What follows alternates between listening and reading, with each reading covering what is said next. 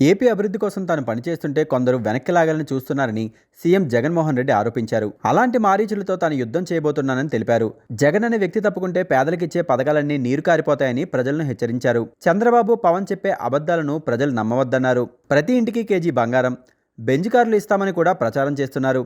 ఇలాంటి కల్లబొల్లి మాటలు నమ్మవద్దని, పేదల కోసం పనిచేసిన తనను గుర్తుపెట్టుకోవాలని కోరారు. ఏపీ సీఎం జగన్ శుక్రవారం కృష్ణా జిల్లా పామరులో జగనన్న విద్యా దీవెన కార్యక్రమంలో పాల్గొని నిధులు విడుదల చేశారు. రాష్ట్రంలో ఉన్నత విద్య అభ్యసిస్తున్న 9.44 లక్షల మంది విద్యార్థులకు సంబంధించి జగనన్న విద్యా దీవెన కింద 708.68 కోట్ల రూపాయలను విడుదల చేశారు. బటన్ నొక్కి తల్లులు, విద్యార్థుల జాయింట్ అకౌంట్లలో పూర్తి రీఎంబర్స్మెంట్ను జమ చేశారు. ఈ సందర్భంగా ఆయన మాట్లాడుతూ ప్రతిపక్ష నేతలపై విరుచుకుపడ్డారు. మీ ఫీజులు మీరే కట్టుకోండి అన్న గత ప్రభుత్వ విధానాలకు స్వస్తి పలకామని, పిల్లలు ఇబ్బందులు పడకూడదని వెంటనే ఫీజులు చెల్లిస్తున్నామన్నారు. ప్రభుత్వ స్కూళ్లలో ఇంగ్లీష్ మీడియం తెస్తే చంద్రబాబు దళిత పుత్రుడితో యుద్ధం చేయాల్సి వస్తుందన్నారు.